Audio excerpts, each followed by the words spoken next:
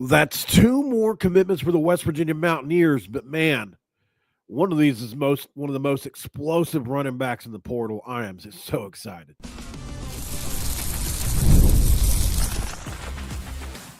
You are Locked On West Virginia, your daily podcast on the West Virginia Mountaineers, part of the Locked On Podcast Network, your team every day.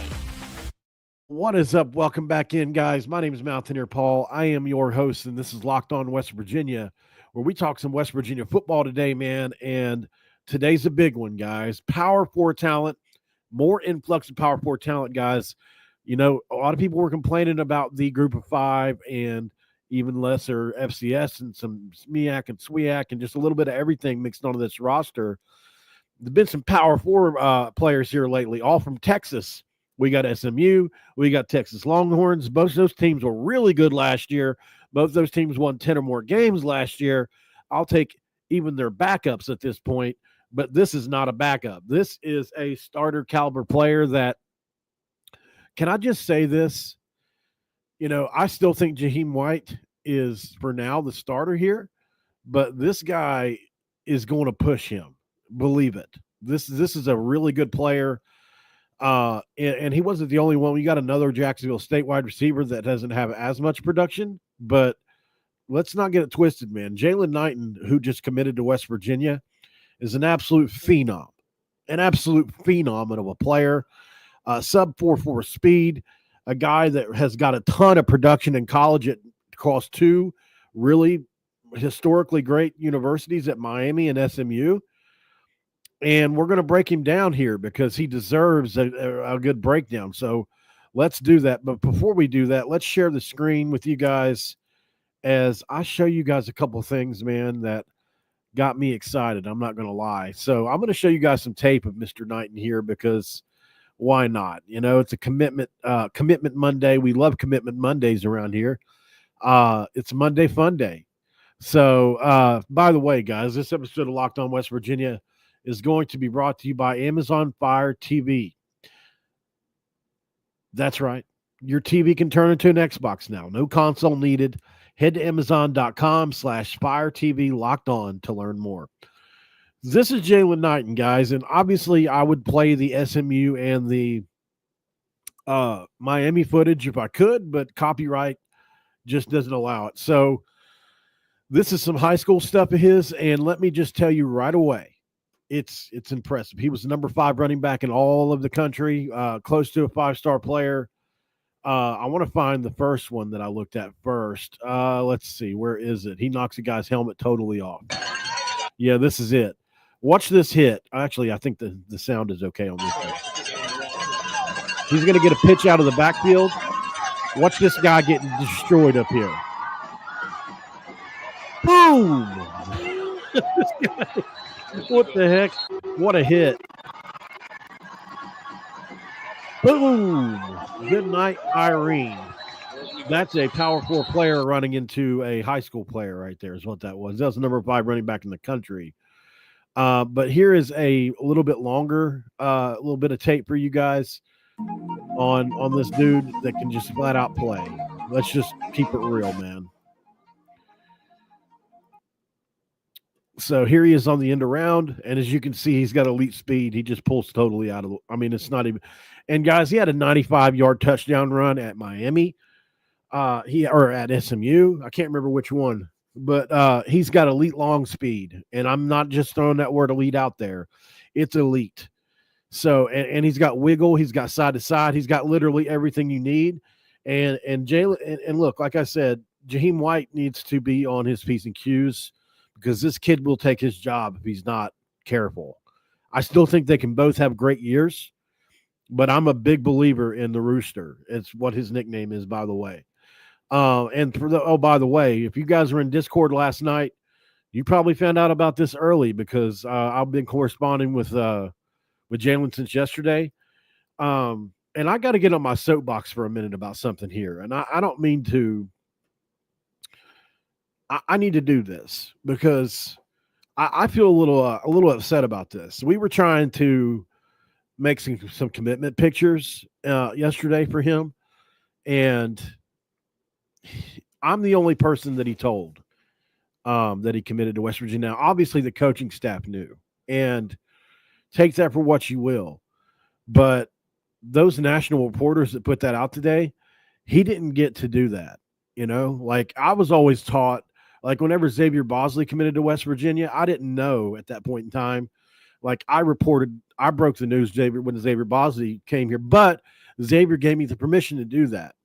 And in this case, I'm told that permission was not given to these national guys. And so wherever they got it from, they got it from. But, it's just, I mean, I could have had this yesterday. To be honest, like I'm not salty about it. I just feel bad for Jaylen because he wanted some really cool commitment pictures made, and he wanted it to be something that got the fan base excited that he put out there. And instead, he's in bed getting ready for class, whichever one, and then some guy he doesn't even know releases the information without even telling him. It just feels kind of cold to me. I don't think it's fair, So just my 2 cents on it. I don't know how Jaylen would feel about me even saying this, but that's the truth. And the thing is like I'm in a situation where I'm the only person he told. So obviously it had to be the coaches or somebody. And I'm not saying he's mad at the coaches or anything like that. I'm not saying that at all.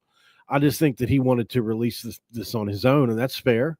I think that's fair, I think I'm guilty of it, and so are others in the media.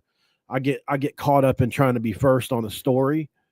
I do it too, because I'm always searching for that next bit of credibility. When I have to stop and smell the roses and realize that sometimes, man, I just have to be grateful that I don't want to say I've arrived, but I've gained a lot of ground in that. I remember anytime I used to post anything, people would doubt the heck out of it. They wouldn't believe it. They would say, come on, man, quit pretending like or whatever, people say. And they still do to an extent. But now there's a large swath of people that know that, like, if Paul puts something out, at least there's some credibility to it now, as to where it didn't used to be that way. So I appreciate that. By the way, Shaq, you're here today. I mentioned it yesterday, but I'll have the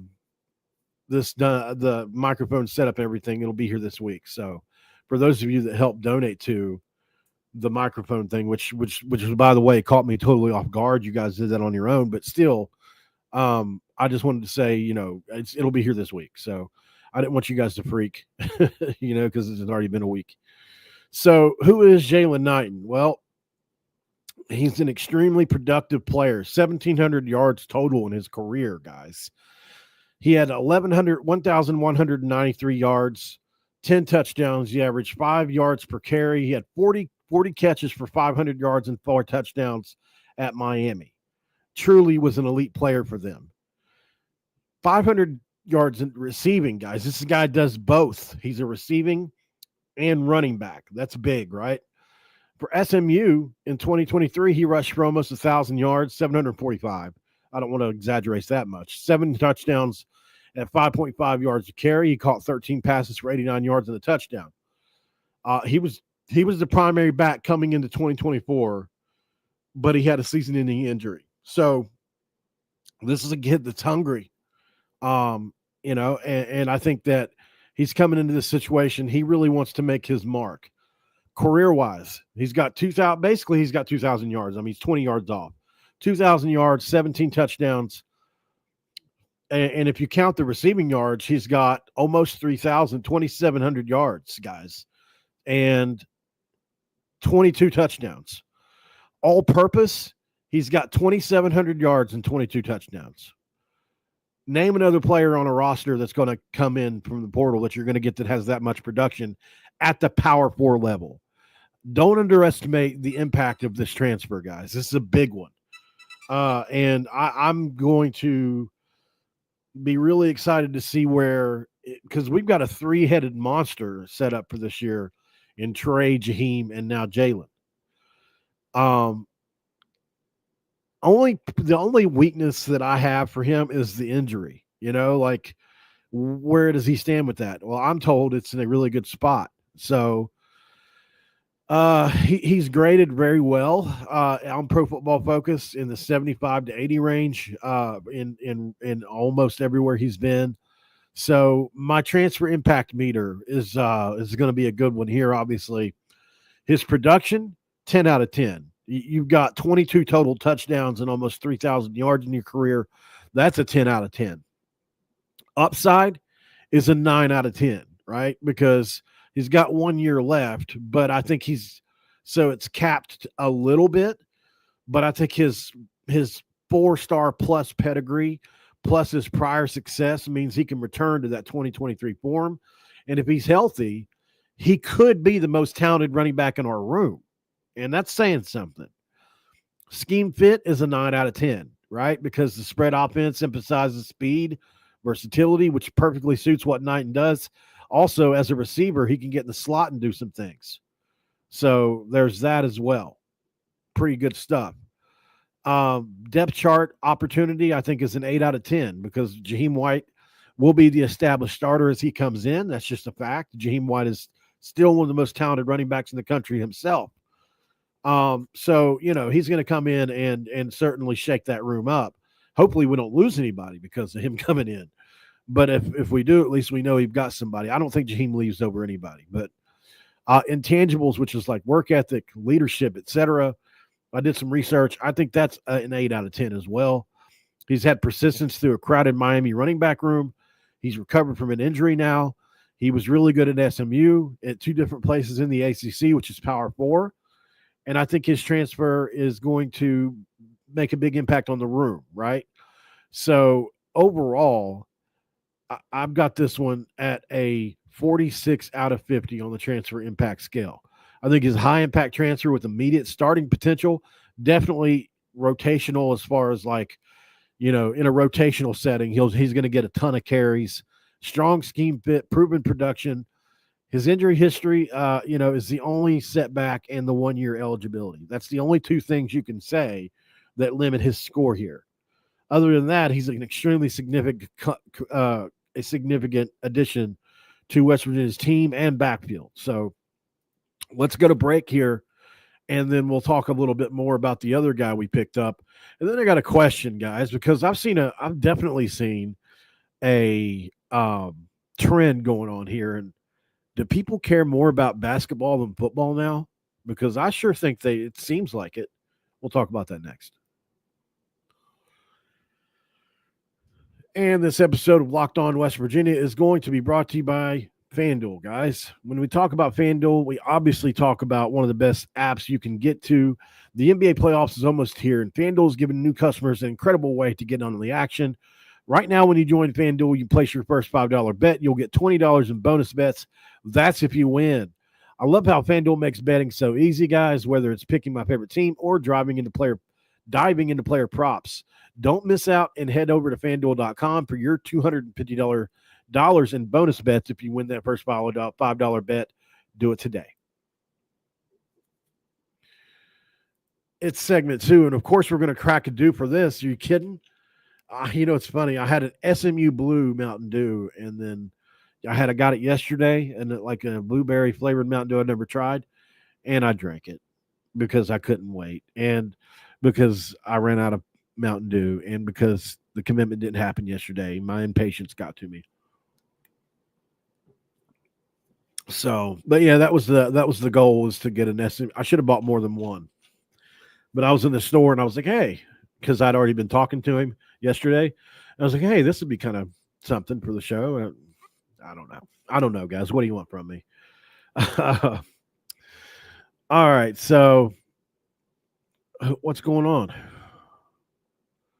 Oh, okay. Somebody else is upset that I'm first on this again. I don't care. I don't care, man.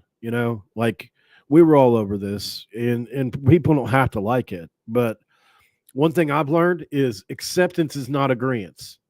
So just because you don't agree with something, don't mean you ain't got to accept it, right? Like, a lot of people don't agree with being sick, but they got to accept it because it's inevitable.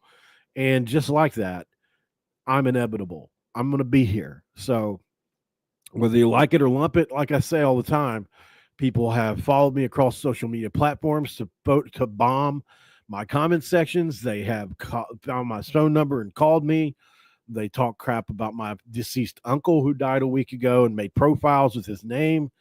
Anything you could think of, these people do. That's how the level of hurt that they have. And they gnash their teeth. They literally seethe at what we got going on here. I mean, it is, and it's not even something like, let's be honest, it's not like it's, I don't know. I feel like it's good. It's cool. I mean, I love doing this. I think it's my dream, but I'm not going to pretend like it's just dream job for everybody. So I don't know, man. Let's move on to Jordan McCants here, which is a pickup that a lot of people were looking at. I don't want to say with, they're kind of wondering like, who is this kid? So let's share the screen really quick as I think this is, an interesting pickup by West Virginia here. I don't think this is a bad player. I just think that he doesn't have a lot of production.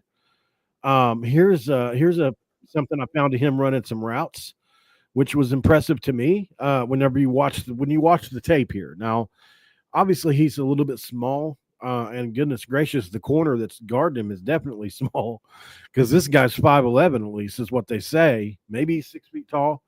But I mean, look at this route he runs here. It's pretty nice. Nice little cut. Oh.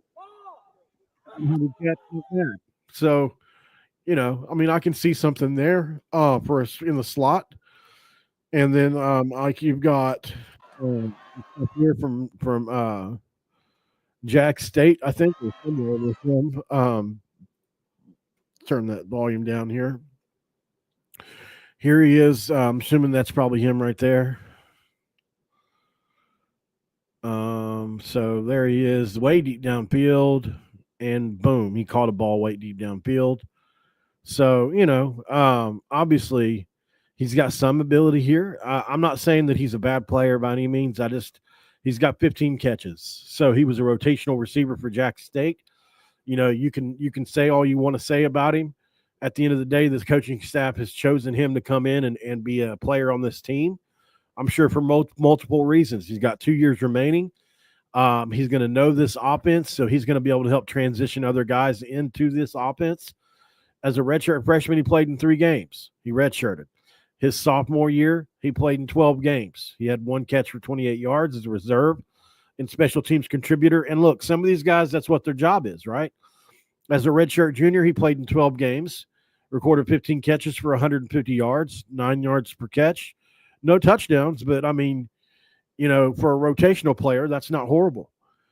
Snap count, 509 snaps, including a rotational role over the last 3 seasons. So, he's got 16 career catches for 174 yards. Not anything that anybody's going to be like, holy cow, this is a big pickup. But I trust RIchrod when it comes to skill talent. I've just learned not to doubt him. So, I think that he's following his coach here. Familiar with the spread offense is going to matter. He projects as a slot receiver, where you'll see Justin Smith-Brown, probably Preston Fox. Maybe he'll go outside. I don't know. I don't have a whole lot else to say except for I'll give you my transfer impact meter here, and it's going to sound a little bit brutal, but it's only because, I mean, this is an F. Oh, there's the mascot. This is a group of 5 player that had 15 catches, not a Power 5 player, right? And he's transferring up. So to be fair, production is 4 out of 10, 15 catches last year. So it's not the end of the world, but it's group of 5 and you had 15 catches. Upside, I'll give him a 6 out of 10. He's got 2 years of eligibility remaining. He had a 3-star. He was 3-star player coming out of high school, according to what I studied up on. And he did have he's gained production every year. So I'll give him some upside because he's going to have on the scheme fit an 8 out of 10, right? He is a slot receiver. He does have some skill. It's not like he's some terrible athlete. So his prior experience in the system is going to give him a smooth transition. His depth chart role, I've got him in a 6 out of 10. He's going to be in a crowded receiver room. I mean, we brought in so many guys, y'all here recently. So it's going to limit his immediate snaps, but I think his familiarity with Rodriguez's offense could ensure a rotational role, and absolutely he could come in and play in a backup type position and with the second and third team, I think, and then on kickoff return, maybe punt return, maybe he's got some value there. So total, I've got him for intangibles. I've got 5 out of 10. I read some things that said he's a great teammate. He's got a great work ethic. He comes and does all the right things. Probably a huge reason why he's coming here. 30 out of 50. You know what I mean? So I think he's a developmental transfer that's a good scheme fit that has some upside with 2 years remaining. Limited production, guys, and in the competition in the room are going to temper my expectations for him. So he's a depth piece. This is what I have him labeled as. A depth piece with potential to grow. And I think that's fair here. So overall, Jaylen Knighton, a proven, versatile running back with almost 2,000 career rushing yards, 22 total touchdowns across the U and SMU, 2 of the best jerseys out there, by the way. 2023, 745 yards and 7 touchdowns. Really highlight what he can be, I think. He's a kid that I think that if you give him the carries, he could go over 1,000 yards. He could have a big year. And he could be one of those guys that could be a home run hitter in this offense. And it's not even a question, right? So, and then McCants is a depth piece that we'll talk a little bit more about later. Let's go to break. Oh, I didn't realize that was up there. Apologies, guys. Sorry about that. I didn't mean to leave this on the screen so long. So let's go to break really quick. And then on the other side of the break, what we'll do is I'm going to ask a question. Do you guys like basketball more than football now? Because it seems like you do. And this episode of Locked On West Virginia is going to be brought to you by Game Time, guys. We talk about Game Time because it's the shit. There's never been anything like the atmosphere in an NBA playoff game except for the Coliseum or Morgantown in the football in spring and in fall. Every bucket, every defensive stop, and every moment feels huge. It's electric in the arena, and with Game Time, you can be part of it without the stress of last-minute ticket hunting. Game Time makes it fast and easy to get playoff tickets even when demand is high. Prices on the app usually go down as tip-off gets closer, and their last-minute deals can save you up to 60%. That's right. Take the guesswork out of buying tickets with Game Time. Download the app and create an account and use code LOCKEDONCollege for $20 off your first purchase. Terms do apply, but if you create an account, redeem the code LOCKEDONCOLLEGE for $20 off and download the Game Time app today and ask yourself the question of questions. What time is it? It's game time. All right, and we are back here, guys, in the last segment here. This has been interesting, man, looking at these two today and seeing exactly what they got rolling on, because I just think these are going to be big time additions, especially this guy right here, man. This guy right here is a boss. He's a dude, man. Man, can he run? My phone's ringing right in the middle of the stream. So looking forward to seeing Knighton play for West Virginia. Absolutely. But my question is, guys, do you guys love basketball more than football now? Is that what's going on? Because, as I look across the app, and I asked this question on X earlier, let me turn this down once and for all. Guys, I'm sorry. I know it's unprofessional. I know that I should do better with the ringtone, especially. But unfortunately I don't.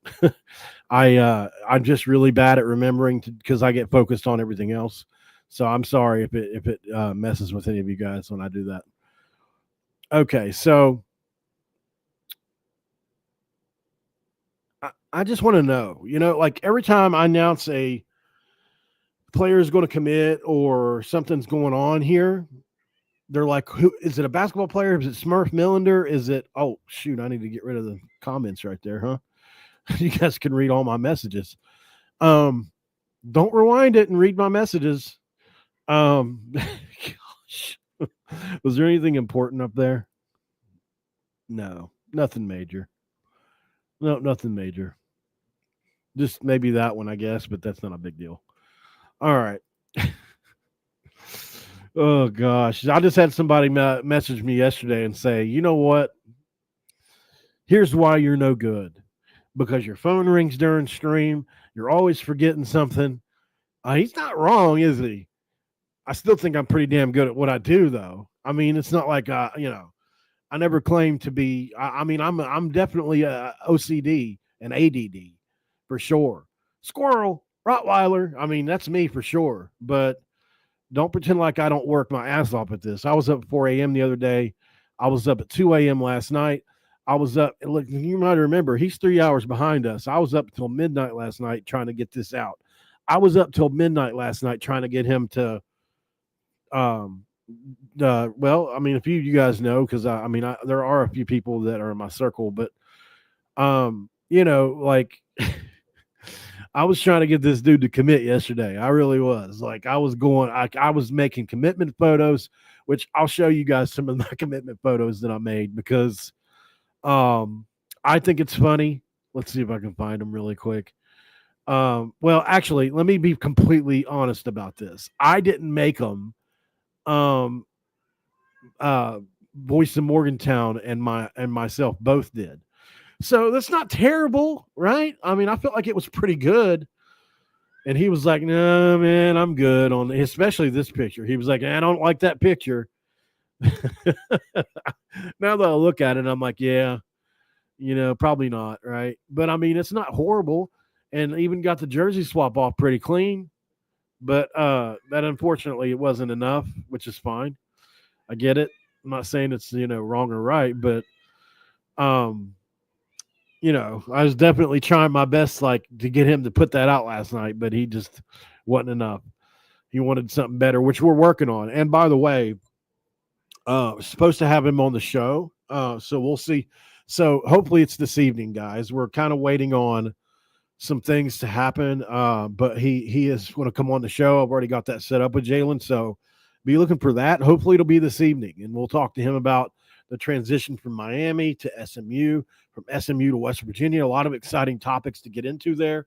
We could even talk about like their offensive line coach is a former West Virginia guy or is a West Virginia guy. He may have crossed paths with a certain somebody that we thought maybe should have been the defensive coordinator at West Virginia, Jamil Adai. Like, there's some good questions that we can get into there. You don't want to miss that. So, by the way, on the jersey swap, he wants the gold jersey, of course. Of course we should have. Why didn't we think of it? Did you guys see Josh Pate is in town today, by the way? I thought that's interesting. I sent him a message. We do talk from time to time.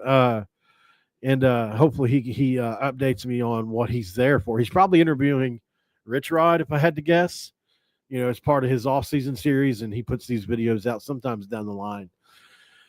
So we'll figure that out. I went and squirreled and Rottweilered again, and I got off topic, didn't I? Do you guys like basketball more than football? Is the premise for this third segment.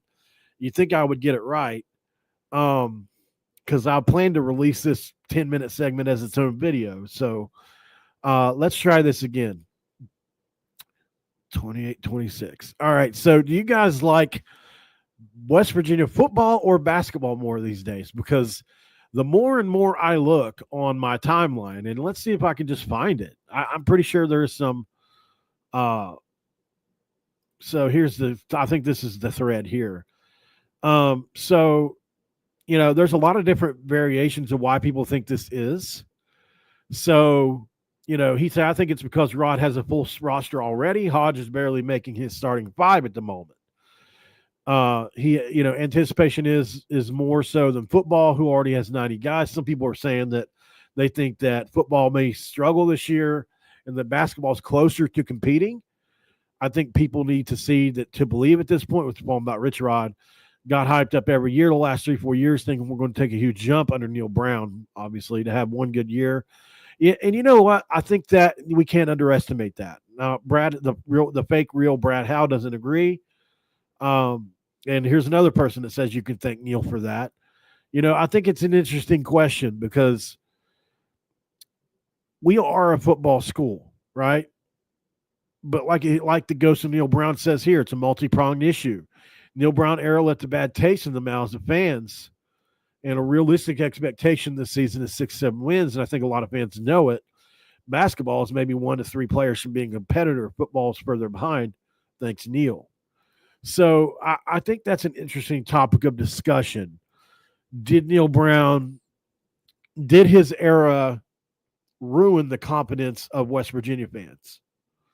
Because before Neil Brown, we'd had a lot of success, including the Dana Holgerson era. I don't think, obviously, we were going to drop off from the RIchrod era, no matter who our coach was, maybe outside of Nick Saban or somebody, or Jimbo Fisher, maybe, at that point in time when he was really good. But we were always going to have a drop off, right? Losing RIchrod. But, and what Holgerson did was very good. I mean, compared to Neil Brown, we were in Big 12 contention. We were in games to the last series against teams like Oklahoma a lot. We had some teams like the one where we beat Texas, where we were right there in the race. Obviously, we had the Tavon Austin years right there in the middle of all that, so that helped a lot. We had Geno, which was an elite quarterback, which the last time we had a guy as good as Will Grier or Geno. We've been expecting this to be the case, and I don't even know if this year we've got that guy like to that level. I think Nico and Jaylen could both be good, but can they be like? You can make an argument for Will Grier or Geno at any point in time to be the best quarterback in the league for at least or at least top two, right? I mean, obviously, during Will Grier's era, there was that quarterback in Oklahoma that was just really damn good. But outside of that, I mean, there were times when Geno was definitely the best quarterback in the Big East. But when we got to the Big 12 that year, I mean, he was just what he did against Baylor and all that was insanity. I just think that we had good years under those guys, and then Neil Brown comes to town, and it's a steady drop to mediocrity and nothing better. Literally nothing. 1 9-win season against the weakest schedule we've had, right? And almost none of us wanted to believe that this was the drop off, right? Almost none of us wanted to believe that 9-win year was a fluke. Almost none of us wanted to believe that the schedule was just that easy, when in reality it was. I think we wasted 2 of the best offensive line, well, 3, maybe 4. Am I missing somebody? Zach Frazier, Doug Nestor, Wyatt Milam, just West Virginia kids. Robbie Martin, obviously, if we could have got him at the time, but I think we wasted the best offensive line we may ever have at West Virginia. I think if you give those guys to RIchrod and let him work with them, the production is going to be way better. A lot of that has to do with how slow Neil Brown ran the offense. But I think it also has to do with, I had big problems with Neil Brown as far as his roster management and the way he approached things. Like, one of my biggest complaints with him was, I think there were players that deserved to play that didn't get to play because they weren't great practice players. And there is something to say for great practice players earning their keep. I'm 100% with that. But there are some guys that are gamers, and Neil Brown never wanted to believe that. He always believed you practice great, you play great. And that is also true. But there are guys that play better when the lights are on. Allen Iverson, Randy Moss. Like, there are guys that just can't turn it all the way on for practice, especially going up against the same guy that knows what you're doing every day. So the Neil Brown era obviously was a crushing blow to us. It's literally the worst thing that could have happened outside of, not being bowl eligible. But honestly, I don't think the overall impact would have been much worse than it is based on where we were coming from. Like, we were coming from where Oregon is right now, or where, maybe Oregon's a little bit too high up, but where SMU was last year, right? Or, think of a team like that, like a team that's in playoff contention. you feel like you got a chance to make it every year, like BYU is going to be this upcoming year. We lost that, and we lost it for 6 years, over half a decade. So I just think the toll of that, mixed with the newness of the basketball team, the Trace and Eagle staff, I think we spent a lot more money than a lot of people thought we were going to spend. And then, there's been a lot of movement on the football side. So it's a fascinating conversation. Let me know in the comments below. Are you more excited for basketball than football, or do you just like basketball more now because Neil Brown ruined it for you, or is there another reason? I would love to know the answer to that. Thank you guys for joining the episode. Hope you have a great day. I'll be back hopefully this evening with Jaylen Knighton. Not 100% sure when he's going to come on. We've got some things in the works that have to happen first, but I'm here. So I will see you guys here later on. I don't have a lot else to talk about, but 2 big commitments for West Virginia. Definitely one. We'll see you on the other. Thanks for making Locked On West Virginia your first listen, guys, and for being part of the Locked On Podcast Network, where we talk about your team every single day. Do me a favor, guys. Check out the portal. That's a big one over at Locked On, the portal, guys. They do a great job over there. And Brian Smith has the latest rumors on portal entries and signings. Be the most informed fan on the rapid changes of the college football landscape. Find the portal report on YouTube or wherever you get your podcast. All right, guys, I'm out of here. Big signings today. Had a lot of time, had a lot of fun teasing this the last 24 hours and all that. So I'll see you guys later on. Hopefully, if you see a video come up later that's not a commitment video, you'll know what it is. Make sure you're here for it, and I'll see you then. I'm out of here.